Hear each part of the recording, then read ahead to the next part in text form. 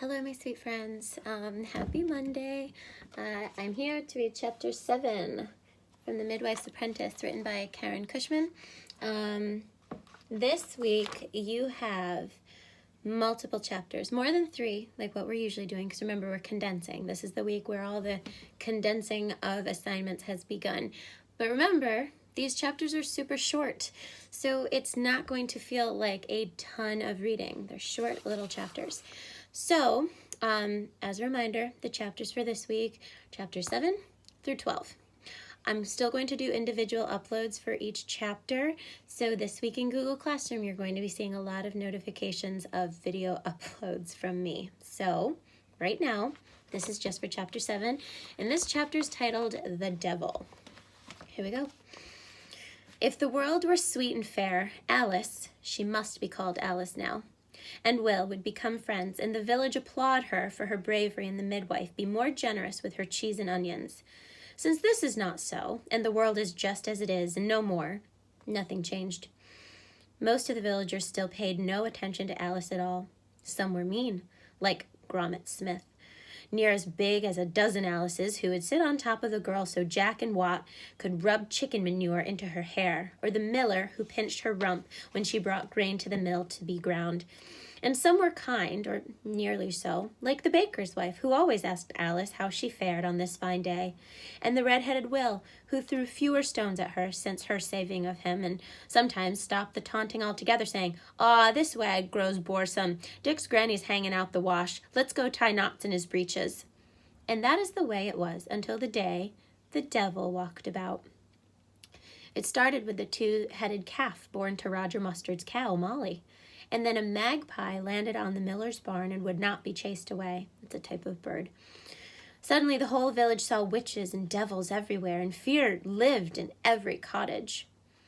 Alice, who had slept alone outside in the dark for most of her years, even at fearful times like All Hallows' Eve, that's their version of Halloween, and Walpurgis Night, had never yet seen the devil and had nothing to fear from the night. It was she, then, who was sent to fetch and carry and deliver messages after dark, while the villagers stayed in their smoky cottages. With all the villagers inside and idle, it was so quiet for a few days. Oh my goodness, I totally skipped a spot. So it was that she saw much of what went on in the village and how people lived their lives and spent their time. It was so quiet for a few days, with all the villagers inside and idle, that Alice even had a little time to herself, to wander and think and plan, to watch and learn from old Gilbert Greyhead about the carving and polishing of wood, and to ask questions of the priest about sin and evil and the devil, humming to herself all the while.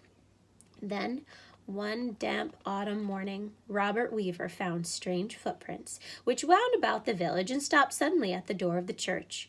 He called Thomas at the bridge, who knew the ways of the woods and the tracks of the animals, to help him discover what sort of beast had been prowling about while they slept. "Were it a weasel, Thomas?" "No, that's a hoof. A weasel has toes." "A goat, Thomas?" "No, those prints are too big for a goat." "A pig?" "No, a pig has dew claws like that." "A boar, Thomas?" "With that delicate arch, never a boar, Robert." "What then, Thomas? What has hooves, is larger than a goat, and more delicate than a boar, and walks our village by night, but stops outside the door of the church?" By dinner time, all the village was talking of the strange animal that even Thomas at the bridge could not identify.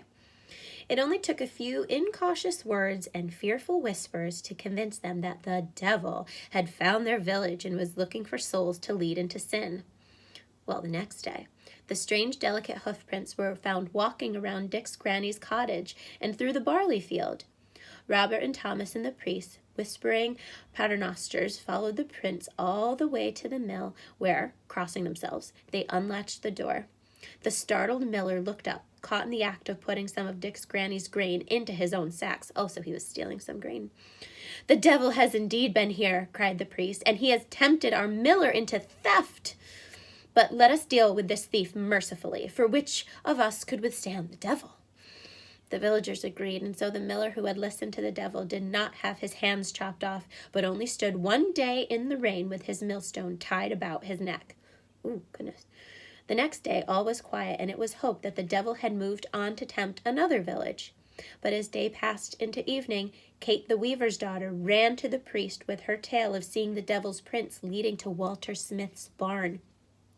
The priest and a brave band of villagers, armed with rakes and pitchforks and sticks, tied into crosses, hurried to the barn. The priest sprinkled the door with holy water and threw it open. There, cuddled in the haymow, were Gromit, the smith's lardy daughter, and the pockmarked pig boy from the manor.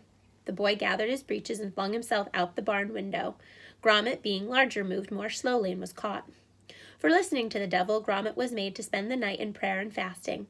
She wept, though for loss of pride or loss of supper none could say. As the villagers sat down to their dinners the next day, Wat, with the runny nose, hurried down the road calling, "I have seen him, a hairy demon with horns and claws and a great thrashing tail. He is on the road to the manor looking for souls to take to hell." And fully half of the villagers ran away from the manor road, but the other half ran toward it, making sure the priest and the holy water preceded them. There was no sign of the devil on the manor road or in the woods or on either side. Finally, the villagers started home, and there near Roger Mustard's cottage were the devil's prints, marching down the road past Dick's granny's cottage, around Walter Smith's barn, and up to the door of William the Reeves' cottage. Again the villagers flung open the door and again found the devil had been at work, for there was Wat finishing off William Reeves' leg of mutton dinner. Oh, so he's stealing his food. The priest decided that Wat's gluttony and deceit were fault of the devil and not of the boy, so Wat's face was not branded, but William Reeves' bad-tempered pigs were in his care from that day on. Gluttony is kind of being very selfish over like the food and drink that you intake. Just so you know. You've probably heard that word before. Maybe not. The next morning it was a larger group of villagers who followed the hoofprints to the woods where the broken-toothed Jack and his friends were clearing brush from Roger Mustard's field. Likely the devil had tricked the boys into laziness, for they were found asleep and given a sound beating. 2 days went by with no sign of the devil. The villagers grew calmer, thinking themselves fortunate not to have been tempted by the devil, and then found out in so public a fashion. Then, on a misty morning, the devil walked the village again. By this time, no one expected to catch him, but they were eager to see whom they would find and what sin, so all the village followed the prince, except for the midwife, who was called to the manor at the last minute, and Alice, who was elsewhere. The parade of villagers laughed and gossiped out of the village and along the old north road. As they followed the prince through a field, they grew quiet. The prince stopped near a large tree, and so did the villagers. From behind the tree came the call, "Is that you, Jane, my dove?" And out leaped the baker, holding a bunch of Michaelmas daisies and a basket of bread before him. Remember, Jane is the midwife's name, and remember, the baker is the man that, well, he and Jane were secretly seeing each other. And this is the secret that, so far, only Alice knew about.